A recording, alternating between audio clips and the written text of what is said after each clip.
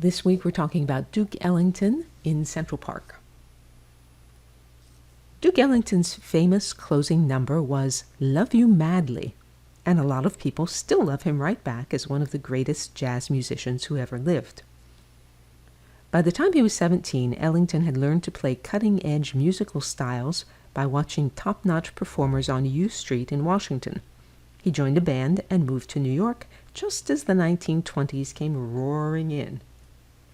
In New York, a generation of young people were rejecting wholesale the manners and morals of the old men who bore the blame for the slaughter of millions during the Great War. World War I, as you know it. The stylish woman was no longer a Gibson girl, but a flapper. She didn't ride sedately in a horse-drawn carriage. She zipped around in a flivver. She didn't hum Victor Herbert's light operas. She got all dolled up and danced the night away in speakeasies, where the liquor was illegal and the music had a swing to it. The music was such an important part of the era that F. Scott Fitzgerald dubbed it the Jazz Age. Jazz had an intoxicatingly risque reputation because it developed from African-American music. Even half a century after the Civil War ended, most of America was still segregated, in practice if not by law. But music is a universal language.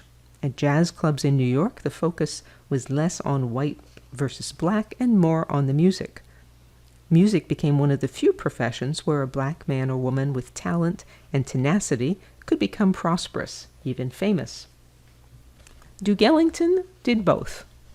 Along the way, the elegance and polish that had earned him the nickname Duke when he was a teenager helped raise the status of jazz and its descendants from lowbrow to music that even your parents might dance to. Ellington was unusual in that he didn't just improvise. He wrote or co-wrote thousands of works, some highly innovative in form, harmony, mood, and orchestration. Many were composed to showcase the talents of top jazz performers, such as saxophonist Johnny Hodges and trumpeter Cootie Williams. Some, with lyrics by greats such as Johnny Mercer, have become staples of the Great American Songbook.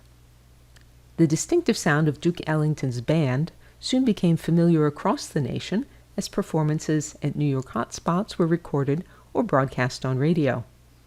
From the 1930s to the 1970s, Ellington and his band toured the world, but his home base was always New York. That's where he lived the last part of his life, on the right. Ellington's last words were, "Music is how I live, why I live, and how I will be remembered." But a sculpture can be a useful memory aid. In 1997, this monument was dedicated at the northeast corner of Central Park, where Duke's elegance serves as a link between the sophistication of the Upper East Side and the vibrant culture of Harlem. Thanks as always for listening.